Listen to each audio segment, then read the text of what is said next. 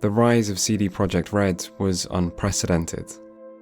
In just 8 years, a small independent studio went from releasing their largely unnoticed debut game on an outdated and borrowed engine to releasing one of the most critically and commercially successful games of all time. After The Witcher 3's success, CD Projekt were catapulted into video game stardom, becoming one of the most beloved developers in the industry. Their fans were unwaveringly loyal, their reputation was impeccably pristine, and their stock price was rising rapidly. Fast forward to mid-2020 and they became Europe's most valuable video game company, having surpassed even industry heavyweight Ubisoft. For comparison, Ubisoft have published or developed a grand total of 784 video games. CD Projekt meanwhile had, at the time, made 3 Witcher games and a couple spin-offs. Their journey from a small Polish PC game distributor who struggled to find funding to create a single low-budget role-playing game to one of the largest gaming companies in the world off the back of only a few actually released games wasn't just unusual, it was literally something that had never happened before or since. Their rise was meteoric, and in 2020 CD Projekt sat on top of the video game world, seemingly untouchable and unrivaled. To say that people were excited for Cyberpunk 2077 is a bit of an understatement. I don't know if hype can be objectively measured. As far as I know, there's no such thing as a mathematically derived hype coefficient to make use of here, but I don't think it's an exaggeration to say that Cyberpunk was probably the most eagerly anticipated video game in history. Of course, there were a few wobbles. Multiple delays, negative news coverage about work conditions, announcements of some unwanted additions, but make no mistake, Cyberpunk never seemed in danger of being derailed, and as the long-awaited release date finally drew near, excitement reached its boiling point. Hardware was upgraded, holidays were booked off work, and social commitments were eschewed, with hype levels off the charts, pre-order sales through the roofs, and records just waiting to be broken. And so, after all those years of announcements and expectations, of teasers and trailers, of waiting and anticipating, the Day of Judgment was finally here. And what could possibly go wrong?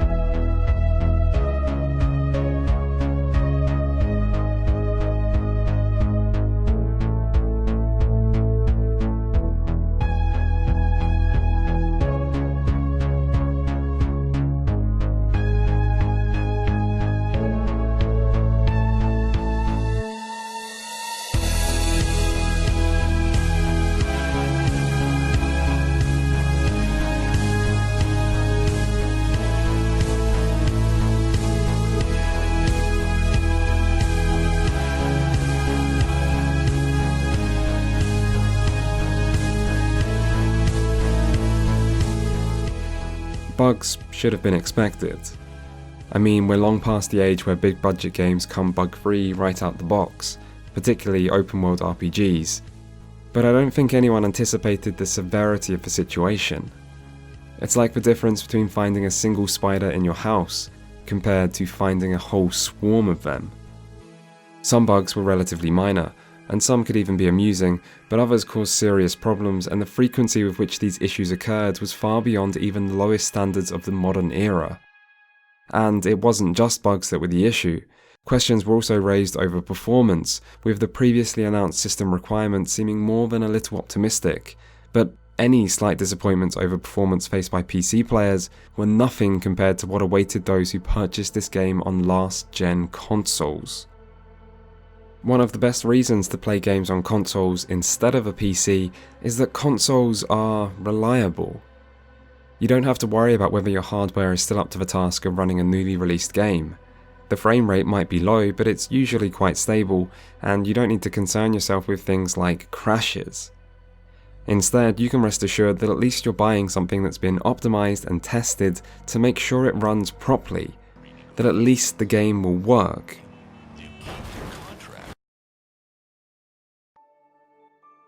I have to admit, as someone who plays mostly on PC, I honestly wasn't even aware that games running on consoles could crash.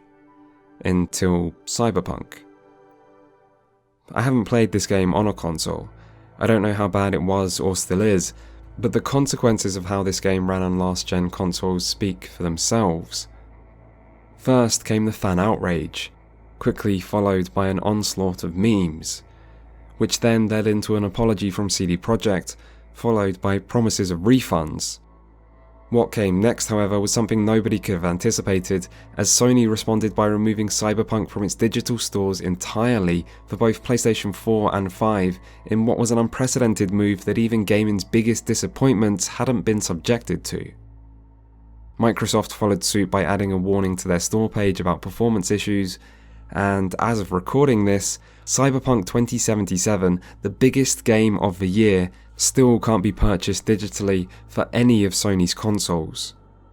When it will return is still unknown, but things may not even stop here, as recent announcements suggest a class action lawsuit is being filed by company investors, and as this is unknown territory, who knows where we'll end up. One thing's for sure though, which is that for CD Projekt, it's a disaster. The developer's previously soaring stock price has since plummeted, and regardless of how many copies Cyberpunk may have already sold, that's something which will have serious consequences for the company. The console situation is made even worse by the fact that CD Projekt only issued reviewers with PC codes, alongside a strict embargo, so that any issues with the console version were conveniently brushed under the rug and left as an unhappy little launch day surprise for the unexpecting last-gen consumer. And they almost got away with their dastardly plan too, if not for one fatal flaw, which is that on release day, people were able to play the game themselves. Yeah, in retrospect you have to wonder how they didn't see that coming, or how this situation got to be quite this dire in the first place. And those are questions I'm sure many people have been asking these past weeks. The details of this situation are mostly unknown, although I'm sure people have theories and in time will attempt to provide explanations. Still, that's not what this video is about. There's been a lot of talk about CD Projekt these past weeks, but I want to focus on something else, which is the actual game. For a lot of discussion on Cyberpunk recently, the game and CD Projekt have been treated as one interconnected entity. Disappointment at the game leads to anger at the developer, and anger at the developer leads to disappointment with the game, and it's not unreasonable people react this way, but I've always been more interested in talking about games on the basis of the game itself, rather than any fan outrage, political discussion, or media frenzy that surrounds them. Still, I do want to be clear that what CD Projekt have done by misleading their audience, failing to deliver on promises, and mismanaging their studio is bad. And regardless of anything else I say in this video, these aren't things I wish to defend. But I also believe there's nothing wrong with separating the art from the artist, and in the whirlwind of expectations and emotions that have surrounded this game's release, that's something that hasn't always happened. So forget the controversy that surrounds this game, forget the company that made it, forget what you were promised or what you expected, and let's focus on just one question. Is Cyberpunk 2077 actually any good? And if not, why not? Keep in mind, there will be spoilers.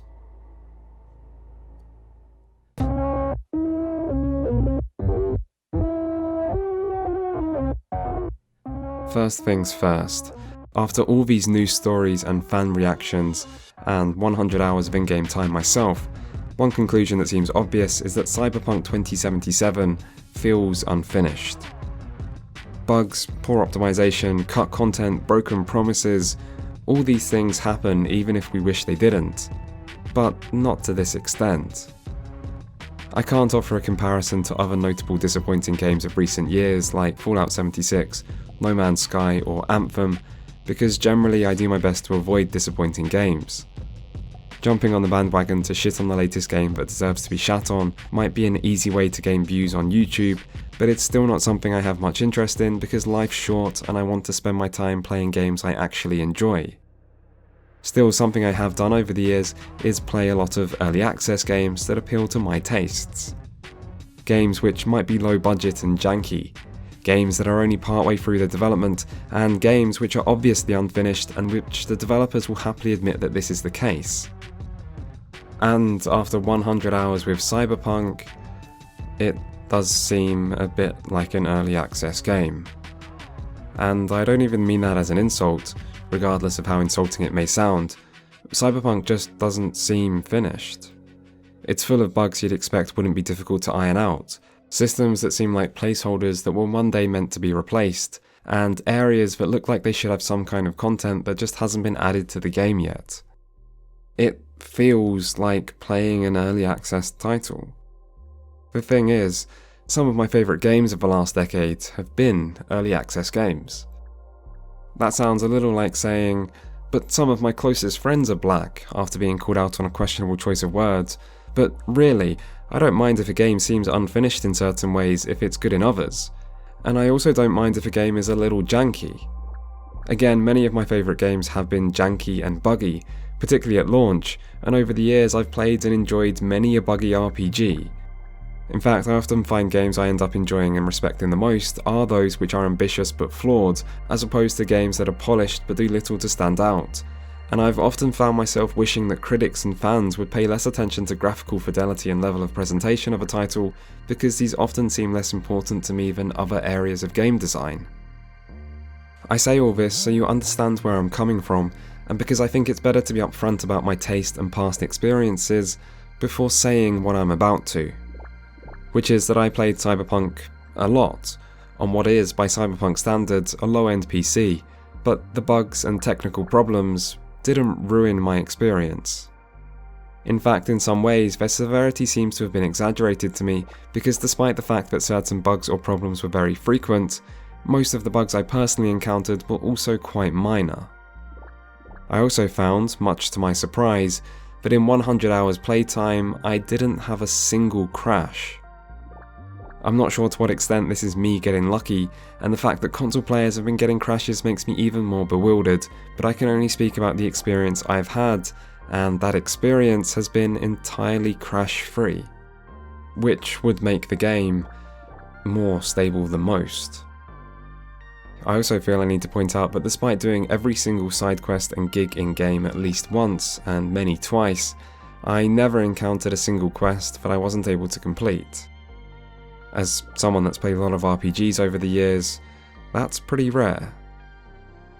I also never encountered a game-breaking bug, at least not one that I couldn't quickly fix by reloading the last autosave. The worst bugs I encountered were one time when my character's weapon permanently disappeared and nothing I did allowed me to use a weapon or interact with anything, one time when I got stuck behind Jackie in a doorway in an early story mission, one time my car got stuck and I couldn't exit it, one time an enemy car got stuck in the ground, which meant a quest didn't update, and one time when an enemy drone that I had to kill got stuck in the ground in a main story mission. In all of these occurrences, I had to reload the last save to resolve the issue, but as Cyberpunk frequently autosaves, these didn't seem like game-ruining issues. One of the most impactful bugs I encountered was with Wakako's phone dialogue. This character is one of the game's fixers, who gives you side quests, and there are many short conversations with them over the phone. But after some unknown point early on in the game, every single one of these conversations didn't play either the audio or subtitles correctly, meaning I was forced to miss the majority of these conversations. As for other bugs, they tended to just be annoying, but some were more annoying than others, and I certainly got sick of certain common issues, like seeing my character being shown as bald in mirrors, or enemy loot which can't be picked up. Still, the real problem with these minor bugs is that this is an immersive game with a heavy focus on narrative, and seeing characters walk through cars or lip animations fail to play pulls you straight out of the experience. These types of bugs occur so regularly that you'll find they show up during many important story scenes, and it's one thing when you're just messing around doing side activities and come across some weird visual glitch, but it's a great shame when you're invested in the storyline and a dramatic, impactful moment is interrupted by your character's pants failing to load and their mouth getting stuck in an open position. When bugs are this common, it also introduces a level of uncertainty over whether issues you encounter are the result of the game working as intended or because something is broken. During one side quest called Cold Mirage, you need to save a guy who's getting his brain fried when trying to access a cyber deck. You can save this character by hacking into a nearby computer terminal, except when I tried to do this there was no option to hack the console and I didn't see any other way to advance the quest. I assumed this was a result of a bug and that I simply couldn't complete this quest until it was fixed. But many hours of game time later, I finally realised the reason I couldn't hack the terminal was because I had changed out my character's cyberware and no longer had a cyber deck. One short trip to a Ripper dock later, and the quest was finished. But if bugs weren't so common in this game, I might have realised at the time what the problem was. Instead, bugs are so prevalent in Cyberpunk that they end up seeming like the most likely explanation for all problems of this type you encounter, and this example wasn't an isolated event. Being unsure whether the problem you face is the result of a bug, or if this is how the game is meant to be, harms the experience. It feels pointless searching every inch of an area looking for what you might have missed, when you can't be sure whether you missed anything at all, or whether the quest just bugged out and isn't updating. And so in Cyberpunk, bugs end up harming both story and gameplay, as they lead to wasted time, diminished immersion, and a cheapened narrative. And even as someone who might have got a little lucky overall, and has a high pre-built tolerance for bugs, I still found the game to be heavily brought down by the vast quantity of issues encountered. But it wasn't ruined. So what about everything else?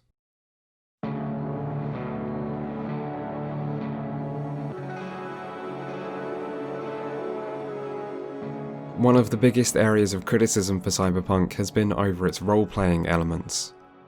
While the game is based off a Cyberpunk tabletop RPG, doubts were raised before it was even released over things like the direction implied by gameplay trailers, or the rebranding of the official Cyberpunk 2077 Twitter account, which removed mention of the term RPG in favour of the more generic-sounding, open-world, action-adventure story. So you could say the writing was on the wall for this one, but really there was a much more obvious indicator for the level of role-playing people should expect from the experience, which was The Witcher 3. As this was the game which introduced many people to CD Projekt, and is likely the game that set expectations about what to expect from the role-playing of Cyberpunk 2077, it makes sense to me that in order to fairly analyse Cyberpunk as an RPG, that it be compared directly to its spiritual predecessor. So that's what I'm going to do for the rest of this segment. Spoilers, the results might shock you. Let's start with life paths. Your choice between Nomad, Street Kid or Corpo was promised to be an important decision that would significantly alter the experience, but this was a lie. While each path does have a different 30-minute prologue that tries to introduce your character's background and motivations, the prologues themselves feel like weak introductions to this world and are too short to feel especially meaningful. Once these prologues are over, the story will then follow the exact same path, regardless of your chosen background, with the only impact of the life path being one short optional side quest per path, and some semi-regular dialogue choices for the life path unique. This is not enough to make the original decision of which life path to choose feel important, and, as far as I can tell, the dialogue options will never unlock any new routes in quests, or have any other tangible impact on the experience except for just changing the flavour of what's said.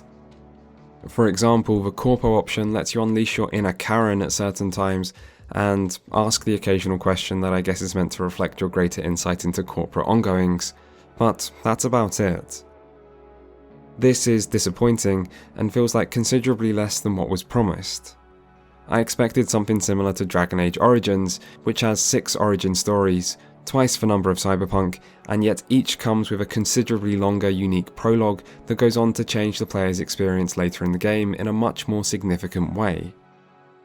Still, to be fair to Cyberpunk, I did say this was a comparison with The Witcher 3, which had no life paths as Geralt, understandably, always has the same predetermined background. You can import or simulate a save file from The Witcher 2, but even the impact of this is very limited, really only altering the availability of one side quest as well as slightly changing a few bits of dialogue about past character fates. And so, as disappointing as Cyberpunk's life paths are, it's still somehow the winner in this particular area. 1-0 Cyberpunk. Moving on, we have dialogue. Both The Witcher and Cyberpunk feature regular dialogue choices, and it's through these kinds of options that many RPGs allow players to roleplay their character.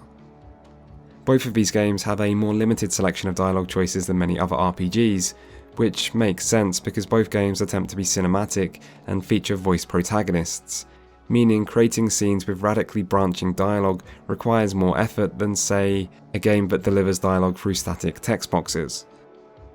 So, options for role-playing through dialogue are a bit lacking in both. Likewise, the player only has limited input into the personality of both Geralt and V, which can diminish the degree to which each character feels like your character. This is more disappointing in the case of Cyberpunk because Geralt has always been a predefined character, whereas Cyberpunk features a brand new protagonist which in theory affords the writers more freedom for role-playing options. But this still isn't evidence of The Witcher being a deeper RPG, so this round ends up being a draw. For the record, I do think Geralt is the more enjoyable and likeable main character, but that's not what this comparison is about, so for now the score remains 1-0 Cyberpunk. Moving on, we have how the games handle narrative choice and consequence.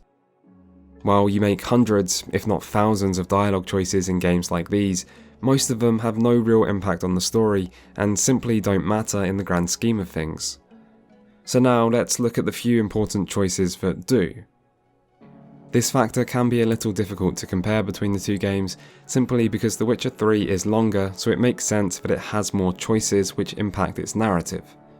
It can also be hard to know exactly which choices matter in these types of games, even after multiple playthroughs, as players won't always experience every outcome, and games often employ more than a little smoke and mirrors in making their choices seem more meaningful than they are. Luckily though, people have already compiled checklists for each game that list all meaningful story choices, which can then be compared.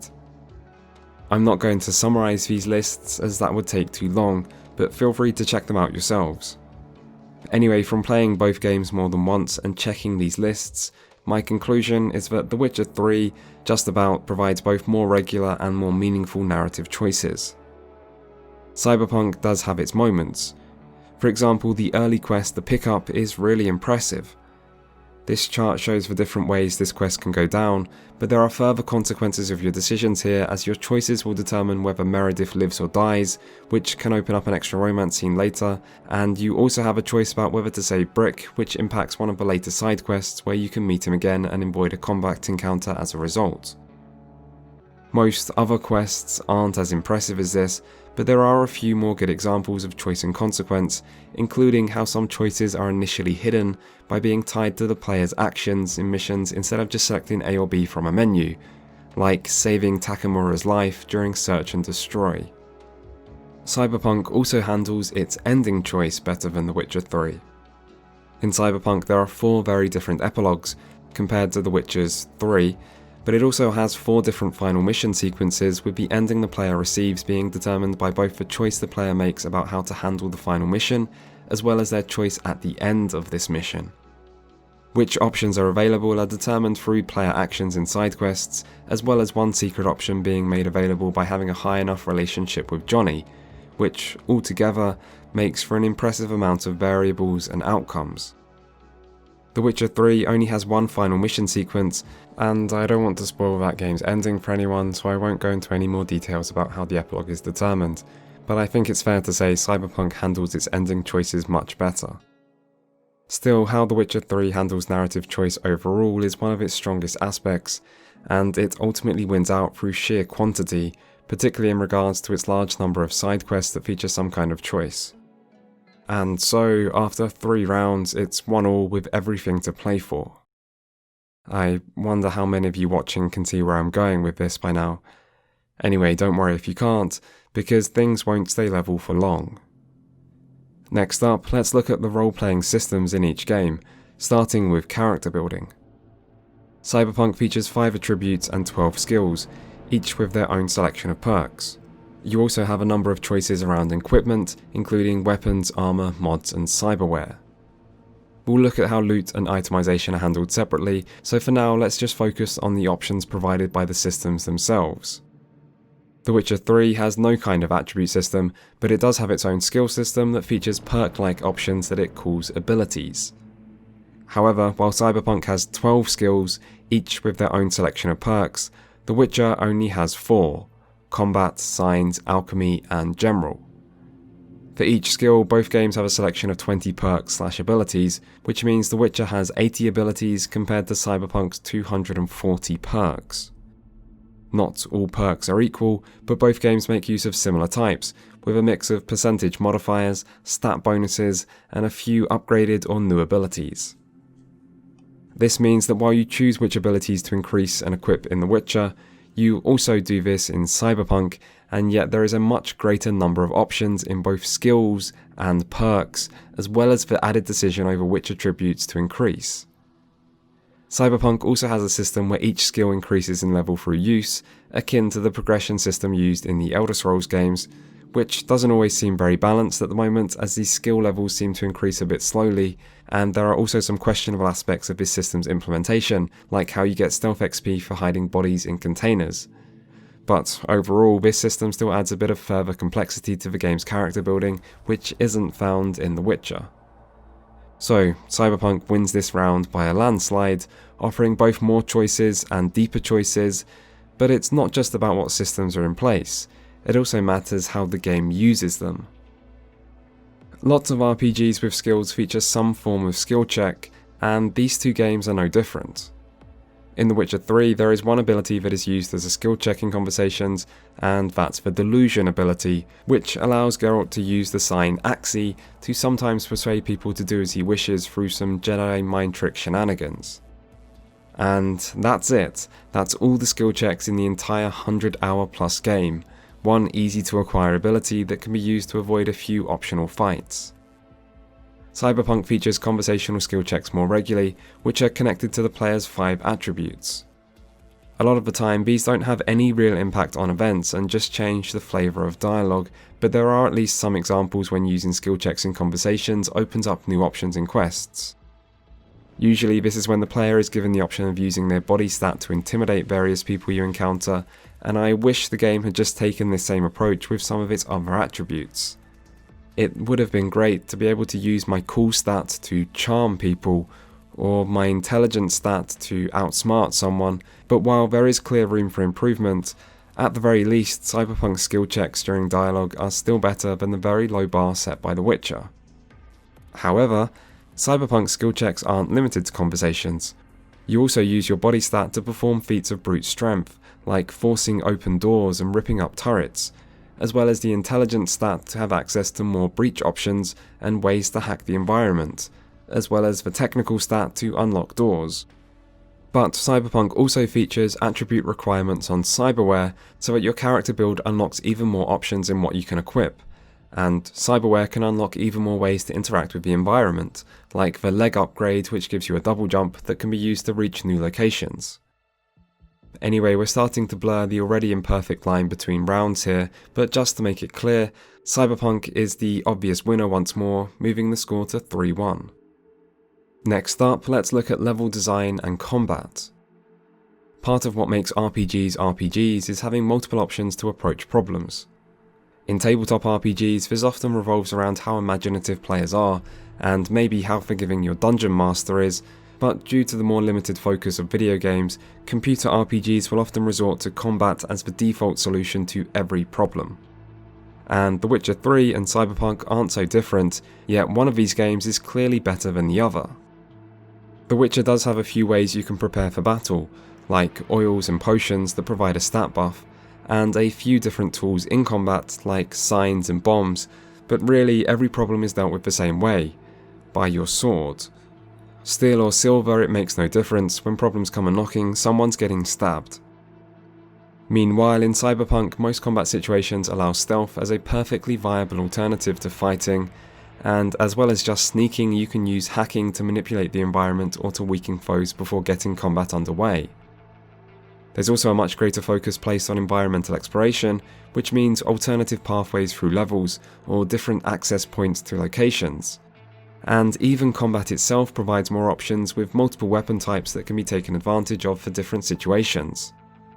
Whether to charge in with a shotgun or sit back with a sniper rifle is still more choice than The Witcher 3's combat encounters offer, and there's also melee, grenades, quick hacks, breaching, and activatable cyberware that can do things like slow time. Overall, it's clear that when you look at the core gameplay of each game, Cyberpunk just offers more choice and more depth. 4.1. Lastly, we come to loot and itemization. Character progression through gear has become a major aspect of role-playing video games, but unfortunately, this isn't something either game does very well. For reasons I will never understand, modern video games seem to be obsessed with throwing as much loot as possible at players, as if they're trying to cover up any flaws with the game itself by overwhelming players with useless crap to pick up at all moments of time. Really, it's got to the point where I feel we need an intervention. Someone needs to take the modern gaming industry to one side and sit them down with all their friends and ask why this is a thing. Seriously, who decided that picking up useless crap non-stop is what players want to do in their RPGs or action games? Why would we want some of this stuff? There's a reason it's called junk. And what's the point in having so many weapon and armor items drop off foes that you have to waste time going in your inventory after every single combat encounter just to swap gear out for a few measly incremental stat upgrades? This isn't satisfying progression, you're just turning loot into a chore. Then there's the damage to immersion that comes from pilfering every item not nailed down as soon as you enter a building, even when the owner of these items is standing there staring at you as you do it. Yes, hi, don't mind me, just putting your ashtray into my backpack so I can sell it for $3 at a vending machine later. And oh, is that a condom I see in the corner there? Don't mind if I do, thank you very much. Maybe I'm just getting old, but this kind of senseless loot spam seen in so many modern games just makes me feel tired, and doesn't increase my enjoyment of the experience in any way. Regardless, most of what I'm complaining about applies to Cyberpunk more than The Witcher, but neither game is innocent. Cyberpunk also disappoints in how it forces you to constantly switch to the latest armor drop, which always seems to result in your character looking like a complete twat. This is a setting where style is everything, except for you, who bounces between homeless chic and I was dressed by my toddler, making the decision to make the whole game first person feel almost a necessity, if only to hide what an eyesore every outfit you're forced to wear really is. What's so annoying about this is that an armor rating for clothes doesn't even make sense. I mean, why does one t-shirt give more armor than another? Also, if information in-game is accurate, then the armor stat itself barely even matters, as 10 armor translates to a negligible -1 DPS on incoming attacks, making it all pretty pointless. A purely cosmetic system for clothing, with meaningful stats and progression instead coming from clothing mods, would look and function so much better. But instead we have constant loot spam with ARPG style randomly generated items of the usual tiers and standard stat modifiers, and while both games are bad, Cyberpunk is still worse. The junk items aren't needed, weapon upgrades are too frequent and too small, and clothing upgrades feel like they serve no purpose other than making you look like a walking embarrassment. Still, The Witcher 3 has its own glaring issues, particularly the way it scales quest rewards and random drops to be just below the player's level, meaning they're almost always significantly worse than items you can get by crafting. This meant even in-game items of legendary status gained through on-level quests were often worthless right away as a result of being scaled too low, and all item progression after the early game simply comes from a small number of crafted Witcher gear, despite the fact that the game still forces you to loot things all the time. At least Cyberpunk handles its iconic weapons better, with random drops also being regularly worth using, and the loot spam does become less of a problem later on when upgrade frequency slows and you learn to just ignore all junk. Cyberpunk also has progression through cyberware, which offers a few really interesting upgrades while also providing a good money sink to help balance the economy. Overall, I might give the edge to Cyberpunk for this round, but the difference is small enough that it seems fairer to consider it a draw, bringing the final score to 4-1, with Cyberpunk the clear winner. This is just on the basis of their role-playing elements, but as RPGs, the only way The Witcher 3 could be considered deeper is narrative choice and consequence, and even that category was very close, with The Witcher only really taking it by virtue of being a longer game that features more choices as a result. Meanwhile, Cyberpunk has deeper character building, with choices that completely change the gameplay experience based on both character builds and how you approach gameplay situations. I've completed The Witcher 3 3 times, and each time I've tried my best to create different builds, with one playthrough investing heavily into alchemy and one playthrough investing heavily into signs. And yet, in reality, all 3 playthroughs played exactly the same, with the only real difference being whether I focus on fast attacks or strong attacks, and even that only has a small impact in practice. But that wasn't the case in Cyberpunk. My first playthrough focused on handguns and stealth, where I picked up as many headshot and crit bonuses as possible while making use of time-slowing cyberware to make getting those headshots easier.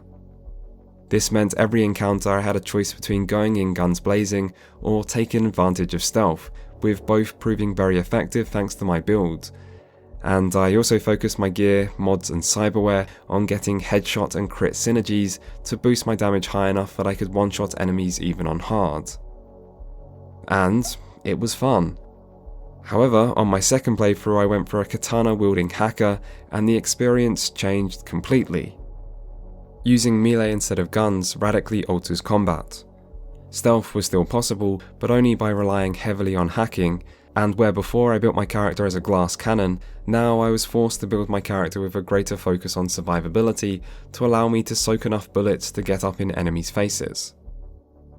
So 2 playthroughs with completely different gameplay experiences, and there's potential for many more playstyles and character builds than this, as while you have enough attributes and perks to heavily invest into 2 skill trees, you can mix and match which trees those will be, or go for more of a jack-of-all-trades approach. But it's not just character building that's deeper here. By creating combat encounters as mini-arenas that incorporate environmental exploration, stealth, skill checks, hackable objects, and more, it means Cyberpunk incorporates elements of player choice into its gameplay on both macro and micro scales, where you regularly get to think about your approach, weigh options, and take advantage of your specific character's skill set. This is the type of thing we need more of in RPGs, and in modern RPGs in particular. So 4-1 seems a reasonably representative score. You could argue not all of these categories are of equal importance, and I'm not trying to claim my methodology is perfect. The scoring system isn't meant to imply that Cyberpunk is 4 times as much of an RPG as The Witcher, it was just meant to be a fun and informative way to compare these games, but regardless, I have tried my best to compare their RPG elements fairly, and the differences between them in terms of depth is considerable. So, why the hell are so many people complaining that Cyberpunk is a shallow RPG? This is a game from the makers of The Witcher 3, and as an RPG, it's deeper than The Witcher 3, so if everyone is complaining that Cyberpunk is too shallow as a role-playing game, with many people going as far as to claim Cyberpunk isn't an RPG at all, then why did nobody have an issue with The Witcher? You can dislike Cyberpunk for all sorts of valid reasons. You can consider Cyberpunk a shallow RPG, and you can even argue Cyberpunk isn't an RPG to begin with if you really want, and I won't mind. But one thing you cannot say is that Cyberpunk is less of an RPG than The Witcher was, because it is just not true, not even slightly. So why are so many people saying this? The only explanation I can think of is that most people's basis of what is an RPG comes down to whether they like the game. And if you like a game, it doesn't matter how shallow its RPG systems are, it's an RPG. And if you dislike a game, it doesn't matter how deep its systems are, it's not an RPG. But this is stupid. I have looked at a lot of the specific reasons people have given for why they think Cyberpunk isn't an RPG, and some of them are frankly absurd. but I always think it helps to come back to the same rule of comparing it to The Witcher. So, people complain that, say, Cyberpunk isn't an RPG because you can't play on the arcade machines, whereas lots of other games have playable arcades, which is like saying The Witcher 3 isn't an RPG because you can't go fishing, while lots of other games feature fishing minigames. Or they say it's not an RPG because you can't go out to a club and get drunk and hook up with people, which is like saying The Witcher 3 isn't an RPG because you can't go to a tavern and get drunk and hook up with people. Or they say that Cyberpunk isn't an RPG because you can't customize your car, which is like saying The Witcher isn't an RPG because you can't customize your mount. Do you see my point here? I'm not trying to be facetious, but this whole debate over what is an RPG is reductive, inconsistent, and ultimately just not helpful. Anyway, if you really wanted CD Projekt to make deep RPGs, maybe you should have said something when The Witcher 2 was released, because that was the point where the series moved away from its more traditional roots to introduce things like quick-time events, action combat, and a more defined main character. But nobody said anything then. Instead, they cheered these changes on, probably because the level of presentation improved, and deep down, that's the main thing people actually seem to care about. Just like how nobody complained when The Witcher 3 took things even further by embracing a Ubisoft-style open world, because once more, the level of presentation improved, and hey, the story was pretty good. So, 10 out of 10, greatest RPG of all time, the game that all RPGs should be like, and so on and so on. But now, CD Projekt actually release a game that's more of an RPG than previously, and now, everyone has decided to complain about how deep an RPG it is. Probably because with all the bugs and technical problems, we haven't seen a big jump in level of presentation, which I guess means it's not allowed to be an RPG anymore. To me, this seems like exactly the type of thing people say without even thinking about it, until it gets to the point where everyone is just saying it because it's what everyone else says, regardless of how true it is. And really, I can't even understand how anyone can buy Cyberpunk 2077 and expect a truly deep RPG anyway, because there hasn't been a deep AAA RPG for at least 10 years. To find such a thing, you'd have to go as far back as Fallout New Vegas or Dragon Age Origins, and these are games that have features people wouldn't see as acceptable anymore in a big budget game, like non-voiced protagonists and below average graphics for their time. I mean, face it, deep AAA RPGs are dead. They have been for years, and it's likely audiences' obsession with graphics and level of presentation that was the very thing that killed them. So, if you want to dislike Cyberpunk 2077, don't try to claim it's because it's a shallow RPG. Find a reason to dislike it that's actually true. It's not like there's a shortage of them out there. Which brings me to the next section of the video, and again, fair warning, this may not go in the direction you're anticipating.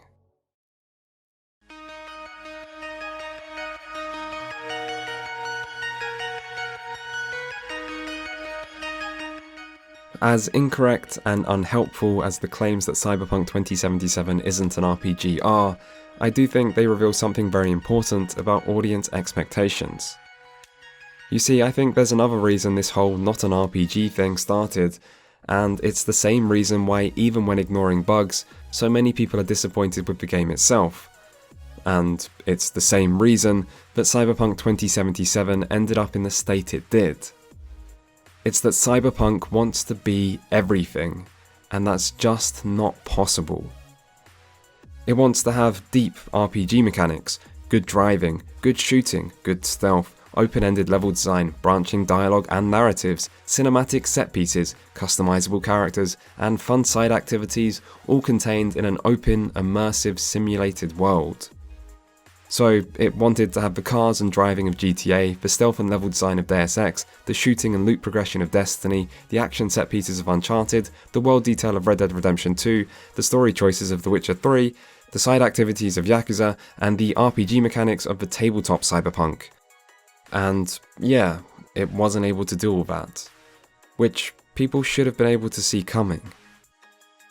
And that's my theory for the delays and the bugs and the deception and the flaws. It's not anything nefarious or sinister. It's not the systemic flaws of capitalism, or woman developers ruining my video games, or sabotage from within the company. It's something much more obvious, and no investigation or inquiry is needed because the reasons are staring us right in our faces, written out in big bold clear print over every part of the finished product. It's because this game tried to do too much. It wanted it all and didn't manage to pull it off. It wasn't happy with just being a Witcher 3 style game in a cyberpunk setting, it wanted to also take on Rockstar at their own game and win. But Rockstar are a master of their craft, and they never try to do this much in a single game. You could say CD Projekt should have known better, and they should have, but it's also pretty obvious why they didn't. It's because people wanted this game to be everything. This was the title chosen as the gaming messiah, and what do you mean it won't have driving, or a hub-based world rather than fully open, or no customizable character, or no next-gen graphics? No, people want a deep RPG and a fully open cyberpunk world, larger than any world they've seen before, with the level of detail of a Rockstar game and the best graphics they've ever seen, and dating and arcades and multiple apartments and porno brain dances and recreational narcotics, and dynamic weather systems, and controllable drones and cars with weapons built into them, and parkour, and dynamic beard growth, and cybergwent, and Siri, and maybe a steak and a blowjob every time you boot the game up. If that's not too much to ask. I'm not saying it's the audience's fault, by the way. The burden of responsibility for managing expectations lies with CD Projekt, and they're the ones who fucked up. People always want more, whether that's realistic or not, and why wouldn't they? Bigger is better. But it does seem very surreal to me to see a game that obviously failed by trying to do too much, and then seeing the fan reaction that's almost entirely made up of people asking for more. Why is this thing not a part of the game? Why can't we do this? Here's a list of things CD Projekt needs to add. And on it goes. It's as if even when standing in the smouldering ruins of this overly hyped and overly ambitious mega failure, people still aren't willing to let go of their unrealistic expectations and maybe try to view the game for what it is, rather than what they hoped it would be. Still, it's obvious that Cyberpunk 2077 isn't the prophesized game of legend so many hoped for. So, what is it?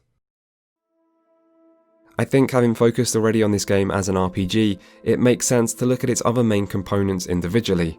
So let's break the game down into its various aspects, starting with the world itself, which somehow manages to simultaneously be the most impressive and most disappointing feature of all. Night City looks incredible. All of my footage is coming from a low-end PC that in many ways won't really do this game justice, but even with the lowered graphics, this is still a world that is packed full of breathtaking vistas and handcrafted detail. The city has a sense of scale that I don't think I've ever really felt in a video game before, because while there have been other big open worlds, I can't recall another fully open city that actually seems like it could contain a city-sized population. A lot of that is the result of the density of skyscrapers and mega buildings found in these urban environments.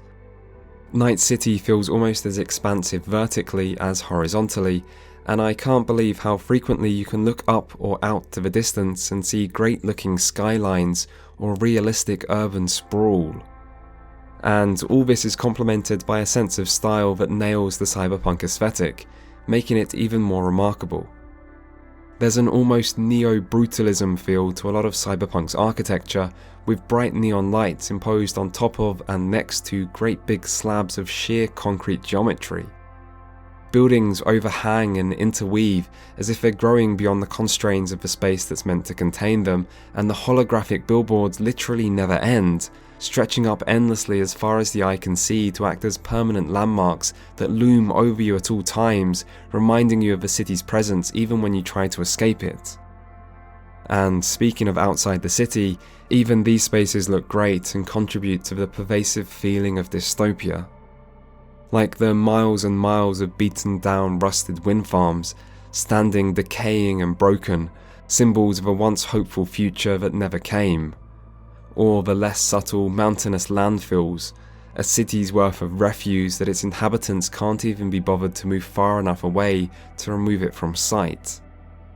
And all this is contrasted by other areas of futuristic decadence. Attractive blends of Japanese and Western styles, colour and creativity, glitz and glamour, all as diverse as it is deceptive. And it doesn't stop there.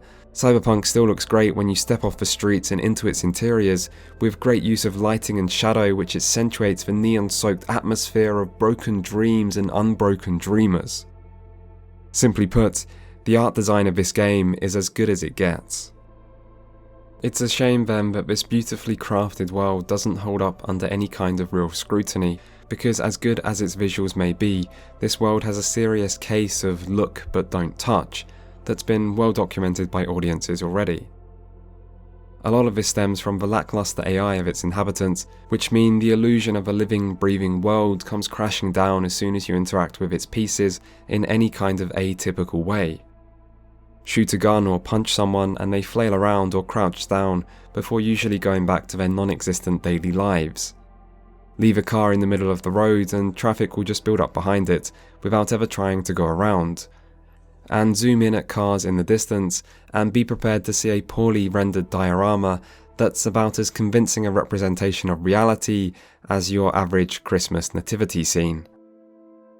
Still, if you really want to see how deep the "this isn't realistic" rabbit hole goes, you'd be better off watching one of the many GTA Cyberpunk comparison videos on YouTube that show, probably to few people's surprise, that Cyberpunk doesn't simulate its virtual world as realistically as the makers of the most immersive simulated worlds in the industry. It's worth pointing out that there are many things Cyberpunk does that Rockstar games don't, in terms of gameplay and systems, but even then I don't think anyone expected the gulf between the two developers' efforts to be quite so vast in terms of realism and detail. This echoes back to how at the start of this video I said Cyberpunk felt like an unfinished early access game. A lot of times it's not just that parts of Cyberpunk are basic or poorly implemented, it's that things you'd expect don't seem to even exist in the first place, and what there is often seems more like a temporary placeholder than something you'd find in a finished AAA title. Just look at the Wanted system, where due to the lackluster AI and pathfinding, cops spawn in directly behind you as if they've just beamed down from the USS Enterprise. If that makes the NCPD sound overpowered, don't worry, because they happen to be as lazy as they are ethereal, and make no real effort to pursue the player on foot or by vehicle, leaving Cyberpunk's Wanted system feeling even more half-baked than the one seen in Grand Theft Auto. The first one, the one that looked like this. In situations like this, you can only assume that this Wanted system wasn't finished, because it's hard to understand how any developer could look at this and think, yeah, okay, that seems good enough to me. In other ways, Cyberpunk's open world isn't quite as bad, but the end result is that while it may look incredible from afar, it often falls to pieces up close, and the level of inconsistency in its presentation, when combined with the plethora of visual bugs and glitches, can be whiplash-inducing. Still, if an open world sandbox isn't what you're looking for and you're happy to treat this world like an art gallery, please sir, no touching the painting, then the level of artistic quality in its design is still as good as open world games get. Ultimately though, I don't think there's much of Grand Theft Auto's DNA within Cyberpunk's genome, despite what any initial similarities would have you believe. Instead, Cyberpunk's open world is built more around the same approach seen in The Witcher 3, which was a Ubisoft-style design where the world's main purpose is to be a good-looking backdrop for a range of story missions and side content. So, if that's the case, how is Cyberpunk's side content? Well, where The Witcher 3 split its side content into points of interest and side quests, with the points of interest being simplistic, repetitive filler, while the side quests provide the more substantial offerings, Cyberpunk's side content isn't quite as neatly divided. The side quests do return, and are very similar to those seen in CD Projekt's previous title. There isn't as many of them as in The Witcher, but what there is usually of just as high quality, with their main focus being on telling self-contained stories that flesh out many of the game's side characters, or just offer a taste of life in Night City. The highlights of Cyberpunk's side quests are the quest chains that focus on individual characters, where V tends to go on a range of adventures all while forming a close friendship, or maybe more, with some of the NPCs you meet through the story. Just as in each of their previous games, strong characters are one of CD Projekt's greatest assets, and the likeable and interesting people you interact with go a long way to making this content stand out. One criticism I did have was that of the 5 main friends you seem to make, River, Judy, Panam, Claire and Kerry, all of them seem to have a quest chain that revolves, in some way or other, over revenge, with at some point the player getting to weigh in on whether revenge is worth it, usually with a choice about whether to aid them in their quest or not.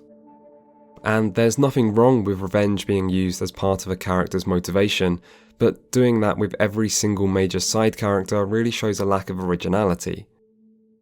Other than this though, these characters, and most of Cyberpunk's side quests, are pretty good. In addition to these side quests, there's also police scanners and gigs. Police scanners are really just the Cyberpunk equivalent to The Witcher 3's points of interest. More specifically, they are Cyberpunk versions of bandit camps, guarded treasure, and monster nests. Combat-focused, repetitive filler content that seems to be there more to fill the world out than because this type of activity is actually interesting to complete. It's no surprise then that just as in The Witcher, this content isn't very good, and while I don't mind it being included in the game, I wish Cyberpunk had made the simple change of just not showing it on the main map. This would mean this content seems less like a checklist that the player is meant to complete, and more like optional stuff designed for players to stumble into as they explore the map. Finding these encounters organically would also make them feel more like a real part of the world, which would be more immersive. So, for example, you would be walking down the street and then you hear a radio message about an assault in progress nearby, which would cause it to show up temporarily on the minimap, and then it's up to you whether you feel like getting involved and maybe earning some loot and XP, or just continuing on with your life. Instead, as it currently is, the way this content is implemented doesn't even make much sense. Why are occurrences of criminal activity presented as permanent features on the map? I mean, if on day 1 there's an assault in progress, how come it's still there 2 weeks later? Are these just the world's longest gunfights? And yet, if you simply remove them from the main map, the content itself wouldn't even need to be changed for this content to feel more like an actual part of the world, which would improve the experience while still allowing this content to serve its main purpose of filling out the empty map and making the world feel more alive. Really, it all comes down to how the content is framed, but if Cyberpunk does this poorly for its police activity, the other main type of side content, gigs, somehow manage to be even worse. Like police scanners, gigs show up on the main map, except when you get anywhere remotely close to them, a phone call is initiated with one of the game's fixers, who then goes on to give you a brief overview of what they want you to do and why. These gigs tend to revolve around an activity like killing someone, rescuing someone, stealing something, or other such mercenary jobs, but this approach has several problems. The first is that fixers often phone you at really inconvenient times. This is often when you're in the middle of another quest, because that's when you move around the open world. The thing is, this is pretty much the worst possible time for them to call, as there's no chance you'll be interested in the gig at this time, and it's also an unwanted interruption to the quest you're already doing. Cyberpunk also fails to introduce these fixers very well.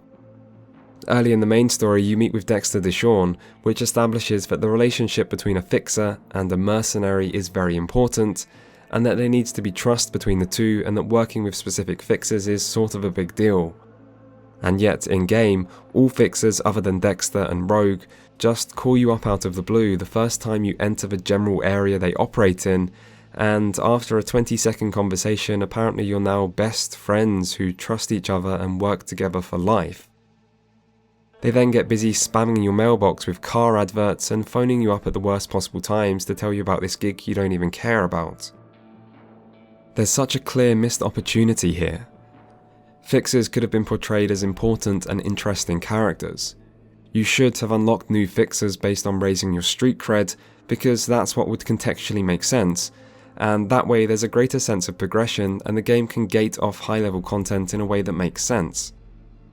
Then, when your street cred is high enough for the fixer to want to work with you, they should phone you to organise a meeting, which should then take place in person so the fixer can be properly introduced, to make them seem like a real person rather than some overly persistent second-hand car salesman. This makes even more sense when you consider that every one of these characters actually exists in person on the map already, so why not have one introductory quest to meet them? From then onwards, the player should get new gigs by the player phoning the fixer, asking for work, so that they don't interrupt you at inconvenient times. And at that point, the gig should show up as a quest that the player can go to when they like. Instead, as it currently is in-game, you get spammed with phone calls from people you don't even know and have no actual reason to be working with, usually at the worst possible times, and the terrible way this content ends up being framed is so bad it brings the actual content down with it. When I first played the game, I had no idea who Regina Jones was and why she kept phoning me about stuff that I had no interest in, and for a long while this put me off doing gigs at all. The real tragedy of all this is that the content itself is often quite good. Not in terms of narrative. The stories of these missions are generally simplistic, although simplistic doesn't always mean bad. But in terms of gameplay, gigs are better than many actual quests. Really, the best way to think of them isn't like side quests at all, but instead like mini dungeons, a bit like what you might find in a modern Fallout or Elder Scrolls game. And as mini dungeons, they can be a lot of fun. They present small, non-linear areas full of enemies where there are always multiple approaches. Sometimes you'll need to look around the environments to find alternative ways into a building. Sometimes you enter non-hostile locations in the world and then can speak to people to find information on what you're looking for. Sometimes you find skill checks that unlock new options. Sometimes there are lots of alternative routes for an area that's perfect for taking enemies out one by one from the shadows. Sometimes you need to search around for stuff to scan to find exactly what you're looking for. And sometimes, maybe quite often, you just scout a place out, decide how you want to initiate combat, and then go in hard, guns blazing, adrenaline pumping, and keep shooting until no one but you is left moving. If you care more about gameplay than story, these gigs offer a good time, and as simplistic as their stories are, they still often do a good job at creating the cyberpunk mercenary experience that this game is meant to be all about. The locations are interesting. Nightclubs, gang bases, sleazy hotels, drug labs, these are the places that give you a real taste of Night City, and it's by doing these gigs that you end up feeling like a part of it all. And while this content can sometimes feel a little too standard and repetitive, there are moments that manage to be unexpected or feature reactivity to player actions. Stuff like talking to your assassination target before you kill them, only for them to make you a better deal, and then trick you to try and escape after you agree. Moments such as these go a long way to making gigs feel more unique, although I do still think Cyberpunk focuses a bit too much on quantity over quality with this content, and that this game would have benefited from having a smaller number of gigs that were more in-depth and featured larger areas, more choices, and greater reactivity. But overall, contrary to my initial impressions, gigs were more enjoyable than the majority of side content found in big open world games. It's just that there are major problems with how the game presents them. The fact they look exactly like normal side quests on the main map also doesn't help matters, as players will go to these locations expecting a narrative-focused side quest and be disappointed when that's not what they get. And the same could be said about purchasing vehicles. Buying a car is not a side quest. Please don't try to pretend that it is. No one is being fooled. So Cyberpunk's side content is a bit of a mixed bag, but what problems there are stem far more from how the game presents its content than from the content itself. Of course, a lot of this side content is reliant on combat to support it, so let's move on to that. In some ways, the combat in Cyberpunk is quite difficult to judge, because the early game plays so different to the late that it almost feels like two different games.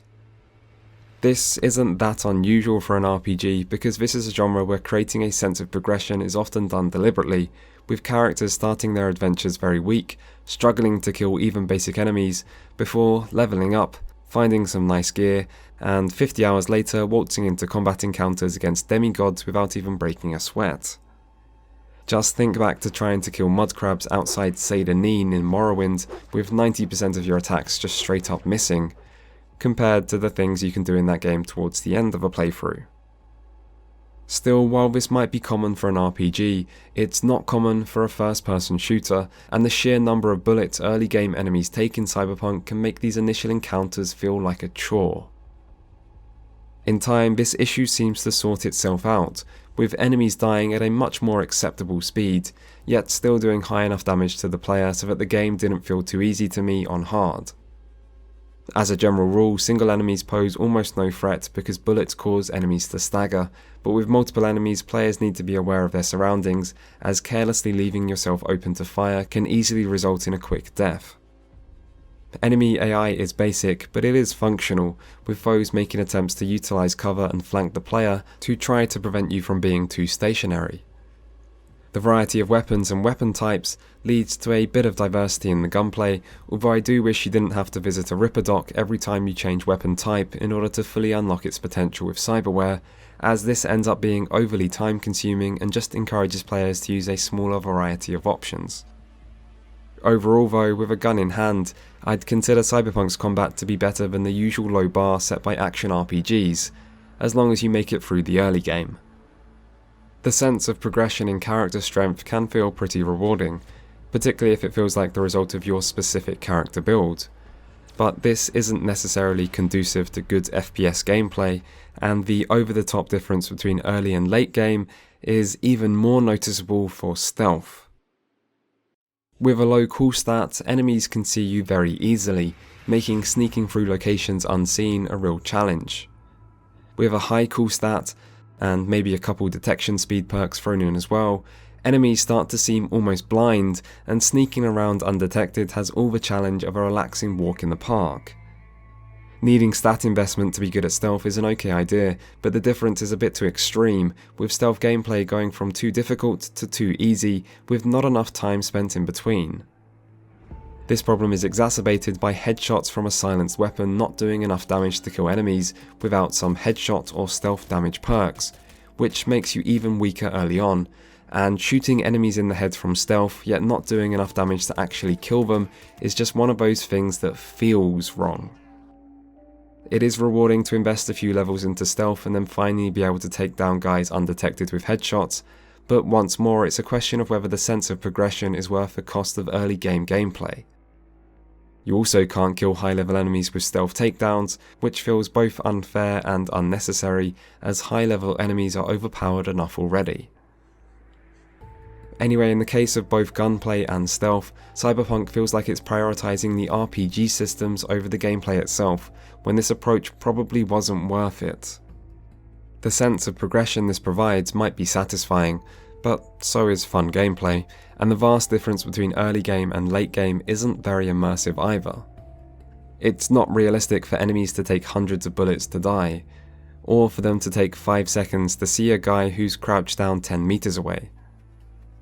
In addition to shooting and stealth, Cyberpunk also has melee and hacking, although both seem more like support act material than main stage headliners. Melee on melee encounters feel fine, but using a melee weapon to go after enemies with guns is a bit one-dimensional. Ranged enemies just stand there shooting, and either you have enough hit points to close the distance and slice them to bits up close, or you don't, in which case you die or have to hide briefly to spam healing items. Melee would be a lot more fun if the game had more movement options, but at least playing melee forces you to be aware of your surroundings and pick your fights carefully, as charging straight in often ends with your death, and having to bait enemies into buildings or flank around and pick people off one by one adds at least some degree of strategy to encounters. As for hacking in combat, it's one of those things where the concept is a bit more exciting in theory than in practice. Hacking mid-fight can feel a little cumbersome as it breaks the flow of the encounter. I suppose this is rather realistic, as stopping to hack someone in the middle of a gunfight doesn't exactly sound like the best idea, but this did mean I ended up favouring just using breaches and a quick hack as a way to initiate encounters and get some debuffs and damage off up front, before switching to a different method of dealing damage once the fight actually gets underway. I expect with high enough investment you can get to the point where hacking is all you need to clear out groups of enemies with ease, but it's not something I've fully tested yet, and I expect even if true it would just mean encounters would be overly easy as opposed to being genuinely interesting. There's certainly no epic hacker vs hacker duels to look forward to, but really that should have been expected. You don't exactly get many games with good magic versus magic showdowns, so switching the setting to Cyberpunk was unlikely to ever change that, and that's really what hacking is in this game, the Cyberpunk version of magic. Still, even if Cyberpunk's combat fails to excel with any of its individual components, it still benefits from the fact that players have more choice in how to approach combat encounters than most games of this type, and in an RPG, this is a very good thing. I know I'm beating a dead roach with The Witcher 3 comparisons at this point, but I think if the games were compared on the strength of their combat, then Cyberpunk is again a pretty obvious winner, even if it does suffer a little due to inconsistency. I also feel I need to at least mention the poor implementation of healing items in Cyberpunk, because while this is hardly unique to Cyberpunk, this system still seems badly designed, and it's exactly the type of thing I've criticised other games for in the past. So, like in many other games, Cyberpunk gives you way too many healing items, but it also allows you to spam these items mid-combat with no penalty. Brute forcing your way through an encounter this way feels cheap. This problem could be solved by limiting the number of healing items players can carry, a little like how swallow potions worked in The Witcher, but doing this would mean players are forced to loot the environment more to keep their healing stock topped off, so I would rather the game take a different approach, like by having healing tied to a specific cyberware slot that is manually activated and then recharges over time, so players can't just spam healing over and over. This cyberware could then be modded for a larger heal or a shorter cooldown to allow a bit of progression and customization, and this approach seems like a more functional and satisfying way to allow limited healing without any real downside. Anyway, in conclusion, the things Cyberpunk does are often done quite well, it's just there's a pervasive inconsistency to it all. The combat is poorly balanced, the side content is poorly presented, and the open world looks incredible but falls to pieces upon closer inspection. This harkens back to that feeling that the game is unfinished, and there are other things that support this assessment too, like how every now and then you come across a really noticeable flaw that seems so obvious it's difficult to understand how nobody thought to fix it.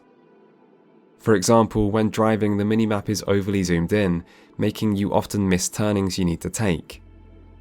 The vehicle controls in Cyberpunk are already a little too liable to both over and understeer, but the driving would be so much more manageable if the minimap just zoomed out a little when you enter a car to allow the GPS to be followed reliably.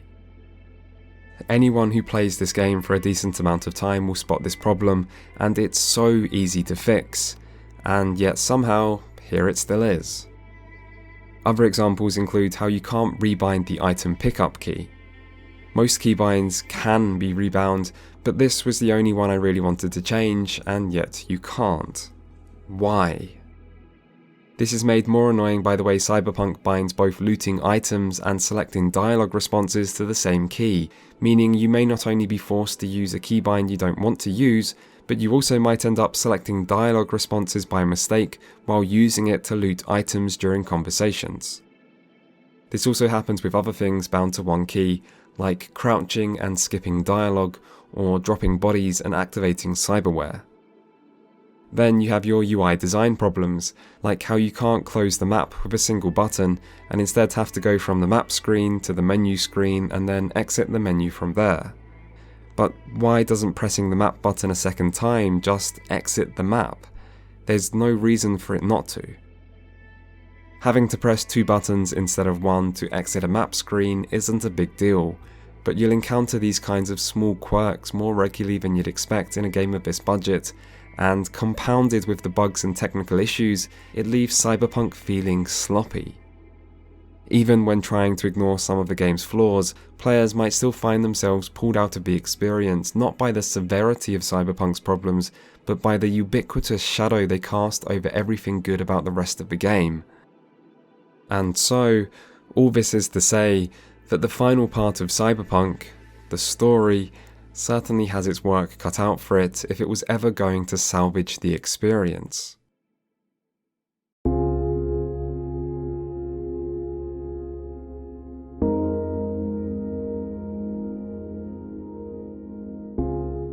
One common criticism that was levied against this game before its release was that Cyberpunk 2077 wasn't cyberpunk enough. which seemed to have more to do with the amount of sunshine shown in trailers than anything else. Having now played the game, this particular fear seems largely unfounded, and Cyberpunk's setting ends up being one of its greatest assets. That said, this is a setting that seems to place more emphasis on the punk part of the genre than the cyber, which is not to say that there's a lack of technology present here, but rather that there is a strong sense of style over logic in a way that seems largely intentional. In Dungeons and Dragons, people sometimes refer to a concept known as the rule of cool, which is the idea that people are more willing to suspend their disbelief over a story, concept, or event if the thing in question seems cool. That it's easier to forgive the unrealistic if the unrealism is fun or interesting, and there's a sense of this rule at play in the setting of Cyberpunk 2077. Which might be why there are old arcade machines everywhere 57 years into the future, or retro-style cars, or katanas that are just as effective in combat as guns, or Japan being presented as the Asian superpower of the future instead of China, or characters from the year 2023 aging slower than that actor who plays Johnny Silverhand. But this applies to parts of the main story as well. Cyberpunk isn't a game that has much interest in exposition. It introduces wild sci-fi concepts and then doesn't make much of an attempt to fully explain them. Which means this is a story about stealing a high-tech microchip that contains an engram with the personality of a dead rock star, which after being inserted into your brain allows you to return from the dead, with that rock star now appearing as a hologram that speaks to you, and now you've only got 2 weeks to live, and oh my god, time to take on one of the most powerful corporations in the world with just a few buddies, and your sheer unmatched fucking awesomeness. The engram is really the standout in this regard. It's not just the personality of that rock star, it's not a computerized reproduction of them, it's them. Like, really them, the one and only, which I guess means the weapon that killed them, Soulkiller, is somehow meant to have literally ripped out their soul and somehow stored it on a computer chip. And then somehow their soul is inserted into someone else, who is now somehow able to resurrect from the dead, like the second coming of Christ, because the microchip has somehow prevented a bullet to the brain. Somehow. Do I need to say the word somehow anymore, or is that somehow just getting annoying? Anyway, I don't really have a problem with any of this. What? I'm serious. Maybe I'm just sick of long, boring exposition dumps in video games that try to over-explain every little detail. Or maybe it's the consistency with which Cyberpunk 2077 prioritizes style above all else that allows for a certain level of narrative cohesion. Or maybe it's how this whole setting is 2 steps divorced from reality. Firstly, by being set in the future, but secondly, by being based off a Cyberpunk tabletop setting, which has its own version of 2020 that isn't anything like our 2020, making it easier for the setting to get away with whatever it wants. Or maybe it's just the rule of cool. But really, the setting of this game just felt too enjoyable to get hung up on how many little things don't make perfect sense. And hey, what I don't know won't hurt me, and I don't mind just skipping over some of the explanations and pseudo-techno-babble and giving the narrative the benefit of the doubt if that means the plot keeps moving forward instead of slowing to an expository-ridden crawl. If all this is something you're not okay with, then that's fine, to each their own, but honestly I've always been a bit more of a Snow Crash for Neuromancer kind of guy anyway, and I think there's room in the cyberpunk genre for settings that care more about the style and the emotion of the subject matter than the science fiction. That said, if anyone has a problem with Cyberpunk 2077's lack of logic, then that seems reasonable to me, particularly in regards to the engram, which could easily be a step too far in how much disbelief it requires to be suspended. One thing I don't accept though, is that this setting isn't cyberpunk enough. I mean, dystopian future, high-tech low life, the juxtaposition of scientific advancement against societal breakdown, what exactly is meant to be the problem here? Is it still the sun?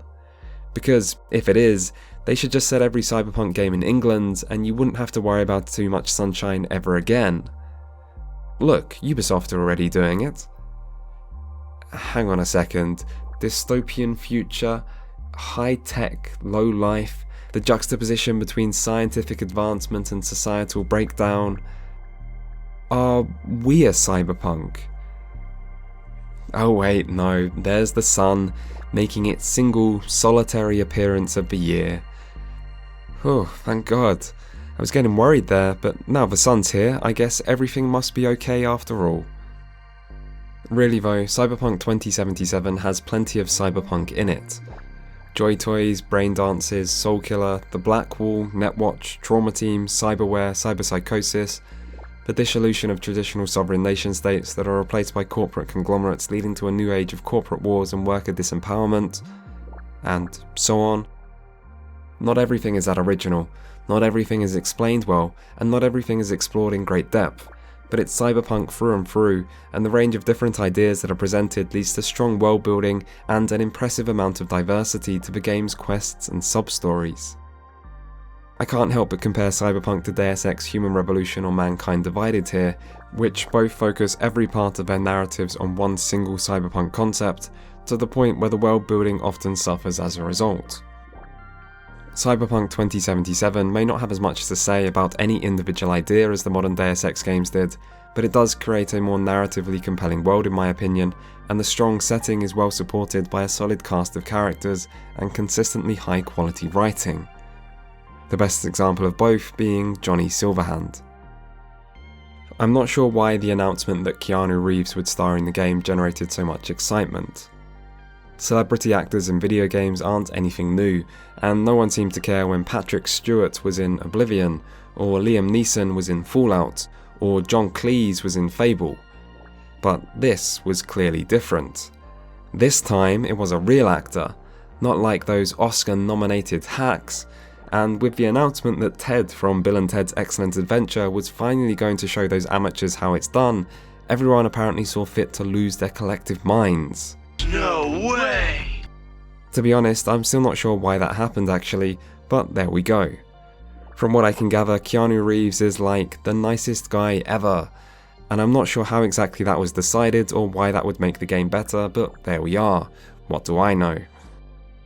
Personally though, I don't like the trend of using Hollywood actors in video games, particularly now that face scanning is a thing, meaning you don't just have to put up with a distractingly recognisable voice, but also they're impossible to ignore likeness, staring at you all the time, pulling uncanny valley-esque expressions while you try to pay attention and not think about unwanted thoughts. Like, does Norman Reedus really have such pink nipples in real life? Or was that more of a creative decision made about this character, who I've forgotten the name of because I'm so used to everyone just referring to them by the actor's name, and wait, what's going on here? You want to take my what fluids? You can't just do that, I'm Norman fucking Reedus. This is the Reedus and the Fetus show, baby. Now where's my boy Mads at? It's time for something to... Anyway, with all that said, when it comes to Johnny Silverhand, I think, for what might be the first time, using a celebrity to play this role kind of works. Not that there's ever been much wrong with past celebrity performances, but for once, the celebrity status of the actor ends up actually being advantageous here because this is a character who is meant to be recognisable. Johnny Silverhand himself is a celebrity. He's a Night City legend, a person people like your character are meant to idolise, and then here comes Keanu Reeves, ready to show the world why you shouldn't meet your heroes. Some people have criticised Keanu for coming across as a little low energy in his performance, but that seems unfair to me. I don't think an aging alcoholic rock star should have the bubbly energy of a kids' TV presenter in the first place, and Keanu delivers his lines exactly how this character should, with the slow, uneven cadence that comes from years of heavy drinking, and the bitter underlying resentment of a man who could have had it all, but ended up gambling everything and losing. Really, a lot of the criticism levelled against Keanu here seems to be more like people's indirect problems with the actual character, which is crazy, because Johnny Silverhand is great. One of my favourite video game characters is Kreia from Star Wars Knights of the Old Republic 2. Some guy with the worst name on YouTube made a 2-hour video about why they think this character is good, which, as of writing this, has over 6 million views. But I don't have 2 hours. Or 6 million viewers, so I guess I'll have to try to be more brief. There's a lot of depth to Kreia's philosophy, but what really makes her great in my eyes is how she goes against RPG party member conventions to end up being something more than just another party member.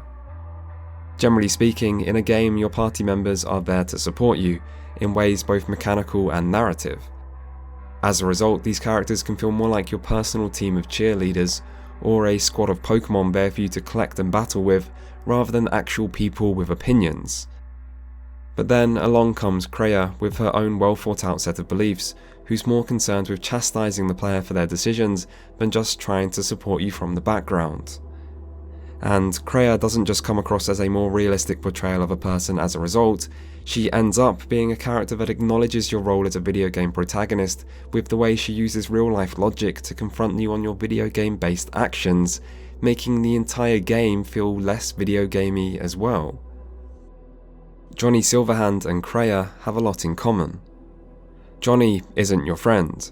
He doesn't want to be in your head, he doesn't want to share your body, and he doesn't agree with many of the things you say and do.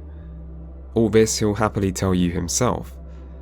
Often Johnny is an arsehole, but sometimes he has a point.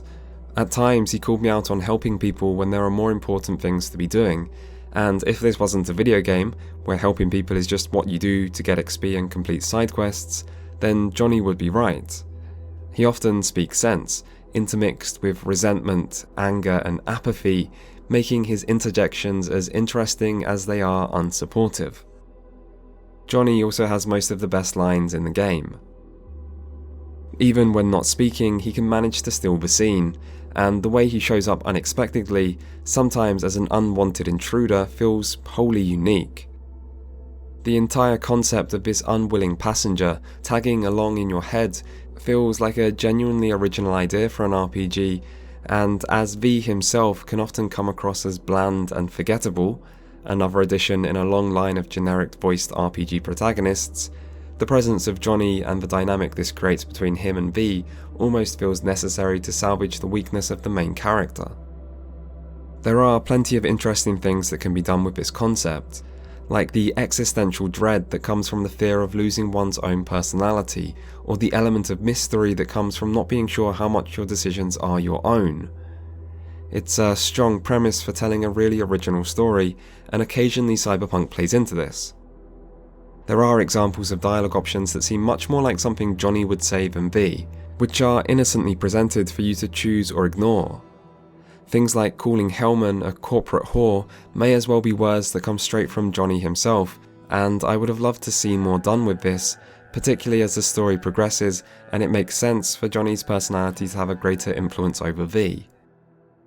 Ultimately, however, the approach Cyberpunk chooses to pursue with this concept is to tell a story of friendship. In some ways this seems the least interesting option given the unique premise, but in other ways this plays perfectly to CD Projekt's historic strengths, and when the moments of genuine friendship do come, they feel full of real human emotion. I'm not sure I've ever enjoyed choosing an otherwise unimportant dialogue option in a game quite as much as that one at Johnny's grave. Better now? A bit. But let's say it was my real grave. What would you write? Here lies Johnny Silverhand.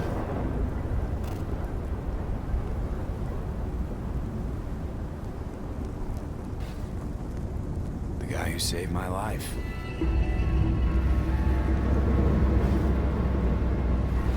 V, you don't know how much I want that to be true. In the end, it's hard not to love this character. Johnny is someone who demands respect, even as he struggles to be likable.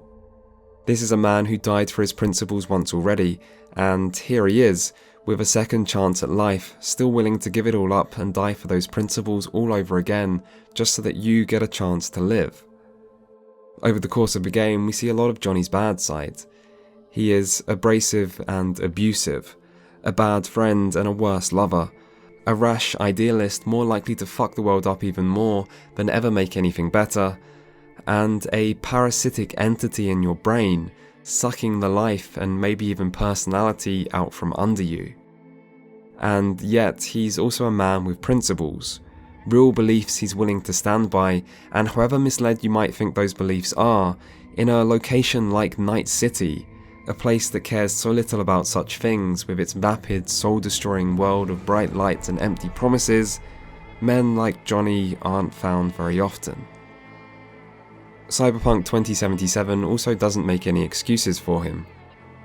Generally, when writers create fictional characters like this, they also try to balance their flaws against some kind of explanation to make their bad side easier to forgive. Like, this guy is a piece of shit, but he was also abused as a child or has PTSD from the war, and so on. But Cyberpunk doesn't do this with Johnny. He was a cunt long before he loses Alt or himself to Arasaka. Really, he is what he is, and what you make of him is left entirely up to you, which makes the ending choice feel particularly impactful as you decide whether to trust Johnny with the assault on Arasaka Tower and how to handle the difficult decision of who should be left with V's body, knowing that no matter what you do, V's time with it will always be limited. The ending epilogues are likely the best sections of the entire game. Finding yourself at the mercy of Arasaka's faceless, soulless science division is like something straight from a Kafkaesque nightmare. After everything you've been through, to get here knowing this is how it all ends is as frustrating as it is uncomfortable, despite the fact that this is potentially the best ending for V. If Arasaka are to be trusted. If. The other two endings that focus on V are both poignant and bittersweet, making them fitting ways to bring this story to a close, but it's the Johnny epilogue that really steals the show, just like the man himself so often through the story. You can get this ending by choosing to keep the body as Johnny after playing as him when assaulting Arasaka Tower with Rogue, or by choosing to give the body to Johnny after playing as V and following the Nomad ending, and which path you choose to get here will completely alter the feel of what follows, with the first option making the tone of it much darker. Either way though, this section works perfectly, with cutting commentary on Night City, the relationship with the kid showing the growth of Johnny, the symbolism of the guitar, and a perfect closing line that says so much with so few words. It took me over 50 hours of in-game time to get to this point, but for Johnny Silverhand it was over 50 years. 50 years for a chance at redemption. It's quite the journey, and you really feel that. Some have criticised the endings to Cyberpunk for being overly negative, but this negativity seems justified to me, and maybe even required. This is a story about becoming a Night City legend, and Night City legends don't just get to walk away at the end of it and enjoy a nice little happily ever after. In playing this game, you are actively choosing a blaze of glory over the quiet life, which was made quite clear to you early on, and there has to be a consequence to that. The flame that burns twice as bright burns half as long, and V has burned very brightly indeed over the course of the game. After all, he has stolen one of the most valuable artifacts in the world from one of the most powerful corporations in the world, and has died once already. Everything after is just borrowed time, and if any of the endings simply resolved all the problems for both V and Johnny, then they wouldn't be doing justice to this story or setting. In the end, Cyberpunk's story really does end up as being one of the best parts of the experience, but it does have a few problems that seem too large to be ignored. The first is that this story suffers from poor pacing early on. After a far too brief prologue, we cover 6 months in a montage before finding ourselves in the middle of a new story with little introduction to the world or characters. The narrative would have benefited from having a couple extra missions early on that take place before meeting Dexter Deshawn in order to properly set the stage. These missions could do more than just introduce things that needed an introduction, they could also help establish our characters' motivations. There should have been one mission that shows what it's like to be at the bottom of Night City's mercenary food chain. For example, a job that goes wrong, leading to no reward for V and Jackie, from which we establish exactly why these characters want to get noticed and move up in the world. Then there could be a follow-up mission where they take on something more risky, specifically to try to get noticed by Dexter Deshawn. The second mission could be a resounding success, which would help contrast with the disaster of what's to come. These missions would be a chance to flesh out the world a bit before the story kicks into top gear, while also allowing players to spend more time with Jackie to make his eventual fate more impactful, and allow for a real introduction to characters like T-Bug. Instead, Cyberpunk's current narrative feels like it's missing a chapter, which makes the 6-month montage feel more like it's been quickly inserted to try to plaster over an otherwise glaring omission than because it's the best way to tell this story. The second problem is that Cyberpunk's narrative suffers heavily from the conflict between the main story and the side content, where the main story creates a sense of urgency that then gets deflated by all the side stuff you might end up doing along the way. This is a piece of criticism that seems common in big open games with lots of side content, and which I think is often exaggerated. For example, as it seems I just cannot seem to stop myself talking about The Witcher 3 in this video, in that game this could also be a problem as the story focuses on Geralt's quest to find Ciri, but I think it's a minor problem that doesn't take much away from the overall experience and is a worthwhile consequence of creating a game with a more open design. However, in the case of Cyberpunk, this criticism seems justified. After all, at the end of the first act, you're told you only have around 2 weeks to live, and after this you cough up blood and pass out periodically, with all the main story's drama revolving entirely around V's need to save himself from his fast approaching death. But you can also spend hours and hours doing unimportant side activities while completely ignoring the main story and face no consequences whatsoever. Or just sit around in your apartment, skipping forward 2 weeks in time by sleeping in the world's most unnatural position, only for nothing to happen. What's so stupid here is that there was no reason at all for the game to specify that you only have 2 weeks to live. The writers could have just said that V is going to die and that no one knows exactly how long he has left. This doesn't take anything away from the story, because even if V will die in an unknown period of time, that still provides enough motivation for this character to want to continue the main story and try to save themselves, and really that was all that was needed. But this way, whether to pursue the main story above all else or do side content would be left up to the player, with both options feeling justified enough to avoid conflict. Instead, however, as the story currently is, doing side content just doesn't make any sense when you're going to die in a few days, and all the relic malfunctions are just a reminder of this. And yet this whole problem could simply be sidestepped if the writers had only left the timescale more ambiguous. Lastly, I feel it also needs to be at least acknowledged that the cinematic set pieces that the game features multiple times aren't very good, being overly scripted and not even that cinematic. For example, when escaping Konpeki Plaza with Jackie, you shoot down some drones in a car, but the drones don't even seem to shoot you back. Or when fleeing from Arasaka right after you're first saved by Takemura, you shoot enemies on motorcycles, but enemies only die at set, predetermined moments, so your shooting doesn't even feel like it matters. Really, scripted cinematic set pieces need to look less scripted and be more cinematic, and if you can't do them well, it's probably not worth doing them at all. Similarly, Cyberpunk also has several boss fights, but its combat doesn't feel well designed for these fights, making them a little lackluster, which again raises the question of whether they were even worth adding in the first place. I do think the first-person perspective at least works well by blurring the line between cutscene and gameplay, which makes the overall experience more immersive as there's no separation between playing and watching. That said, there is still an awful lot of watching in this story, but like The Witcher before it, Cyberpunk shows CD Projekt can still tell a good story. The setting is interesting, the characters and writing are well done, and the presence of Johnny Silverhand helps bring some originality and uniqueness to a narrative that would be sorely missing these things otherwise. I feel bad for those who struggle to enjoy Cyberpunk's narrative due to the game's other issues, because there's plenty here to enjoy. As for whether that means the story is good enough to save the entire experience, well, that's a question people will have to answer for themselves.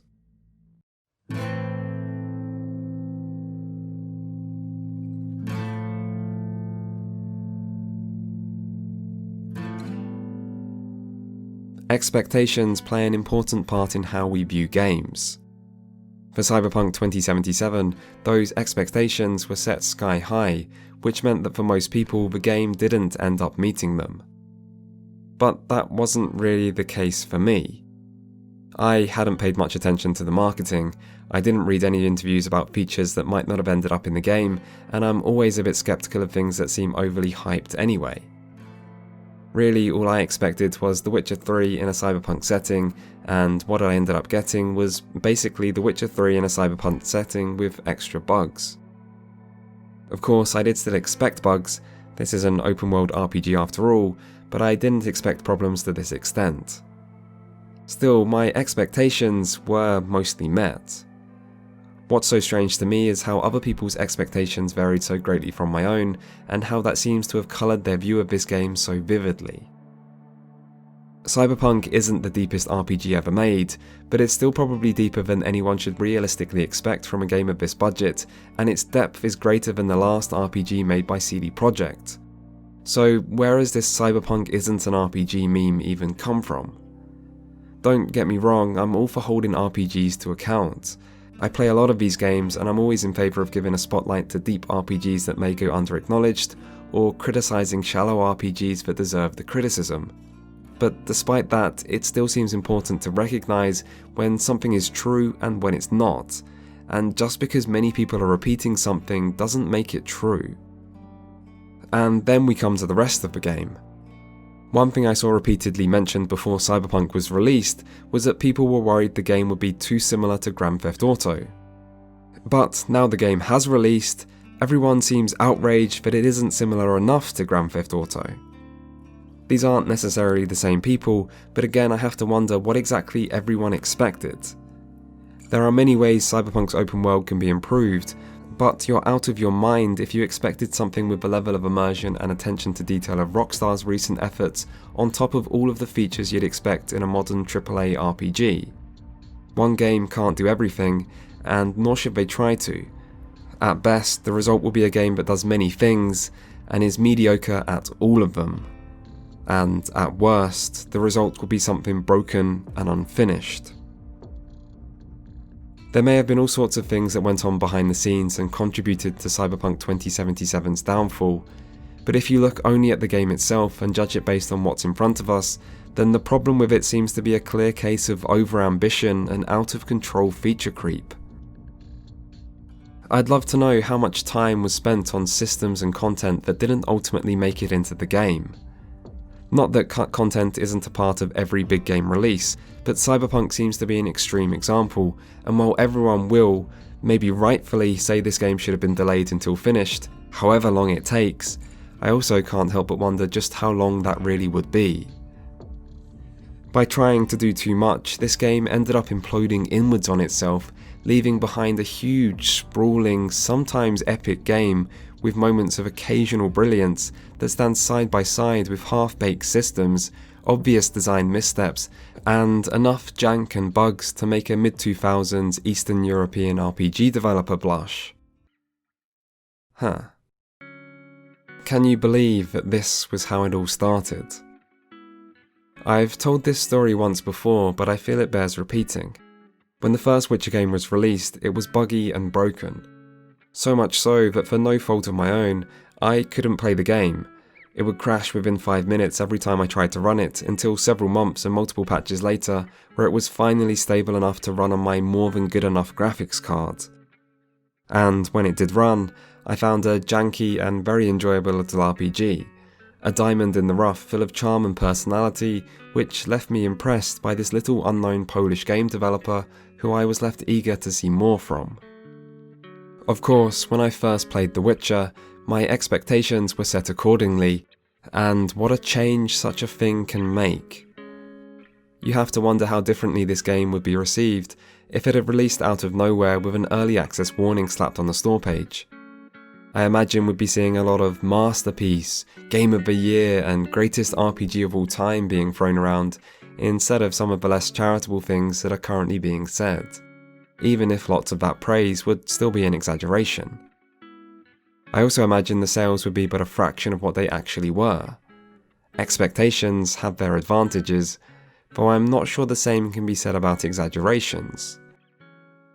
The Witcher 3 was a great game, but people still found a way to exaggerate its greatness, and Cyberpunk isn't a bad game, but people still want to make sure they exaggerate its failings, truth be damned, because this is the internet and everything needs to be exaggerated and everything has to be taken to extremes. So, if you want to know my conclusion, it's that Cyberpunk isn't as good a game as what people hoped it to be, but it isn't as bad a game as people are making it out to be either. It was overhyped and now it's overhated, But really, hype and hate aren't so very different, and neither are especially helpful. I'm sure there's an important lesson to be learned here. Something about how there are no heroes, just disappointments and disappointments to be, so be careful what or who you idolize, and remember that holds true for more than just video games. But really, you shouldn't let yourself be a victim of hype, because you're the one who ends up getting burned as a result, and I hope Cyberpunk ends up being a wake-up call for people. I also hope it ends up being a wake-up call for what a company can get away with. You know, usually I'd add something here critical of CD Projekt themselves, calling back to what I said in the beginning about the separation of art and artist, and the legitimacy of the criticism people have with what the company has done. But I think the rest of the internet probably has that covered. I mean, if Fallout 76 is any indication, then there will be months, maybe years of clickbait videos trying to squeeze out every single last view of this situation until there are more videos covering the topic than bugs in this game's code. So, instead, I'll end by saying this. I like Cyberpunk 2077, but it doesn't get to just brush away all its problems by trying to pretend it's only bugs, or that things might one day be patched and improved. It just doesn't work that way. This game released unfinished, and it deserves to have that as part of its legacy, no matter how good it could have been or one day might become. But that still won't stop me from enjoying it, and I hope it doesn't stop other people from enjoying something they might otherwise enjoy either. After all, the hype has ruined this game for enough people already, so it would be a great shame to let the hate ruin it for the rest. Thank you for watching.